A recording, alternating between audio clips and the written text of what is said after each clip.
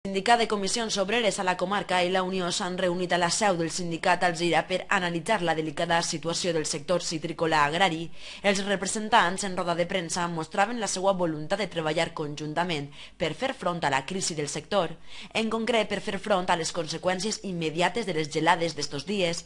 Molta gent es quedarà sense treball. És pronte per parlar de dades concretes, però des de la Unió valoren que més d'un 40% del que quedava de la segona campanya s'ha llançat a perdre. Creiem que és la problemàtica que tinguem i anem a tindre d'avui en avant. Crec que de manera conjunta és de la millor manera que podem anar, perquè d'alguna manera anem a estar afectats. Tots els temes que ha comentat ell ens afecten els dos totalment. És a dir, avui el sector agrari se veuen que damunt de la campanya catastròfica que s'estava tinguent, ara s'ha vist agreujat per el tema de les gelades i la gent va quedar sense feina. Sí que s'ha pot haver vist un 40% de la segona campanya afectat. Però tot això n'hi ha que ser cautos, n'hi ha que deixar passar el temps. Des de comissions obreres han recordat la necessitat de protegir un model de vida i un producte, la taronja. El secretari comarcal feia una valoració de la crisi del sector. Torna a ser una situació delicada particularment en el sector citrícola i agrari, també de ramaders, en la comarca, per molts motius. Primera, per l'índex d'atur que n'hi ha en aquest sector, que va vigent des del 2008, 2009 i 2010, de la qual hem donat sempre dades i coneixements.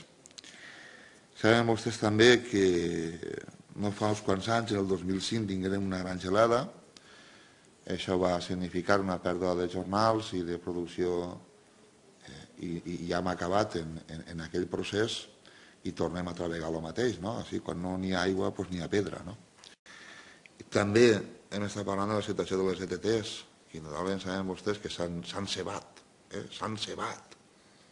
en el sector de collidors i en el sector dels magatzems de taronja, perquè és que s'han cebat, només té que veure l'índex que n'hi ha d'empreses aquestes actuant en els almacenes de taronja d'ací propet, de Morratros, d'Alberí, d'Alzira, en la comarca.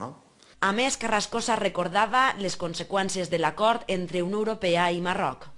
I és indudable que aquest acord està en aquests moments en el Parlament Europeu i que el govern del país té una posició, nosaltres com a sindicat de classe també la tenim, i sabem que és un acord que pot perjudicar molt a tot el sector agrícola, especial de l'agricultura mediterrània i particularment nosaltres, i que indudablement és preocupant, i a través de la Confederació Europea de Sindicats estem treballant en aquest tema, i a través de la Confederació del País Valencià, des de comissions obreres, lògicament, hem manifestat i hem pres posició. Per tots aquests motius, Comissions Obreres i la Unió veuen necessari anar de la mà. Recorden que el sector necessita una renovació pel que fa a l'edat dels professionals i demanen a Conselleria d'Agricultura més polítiques actives en aquest sector i una aposta més ferma per la formació.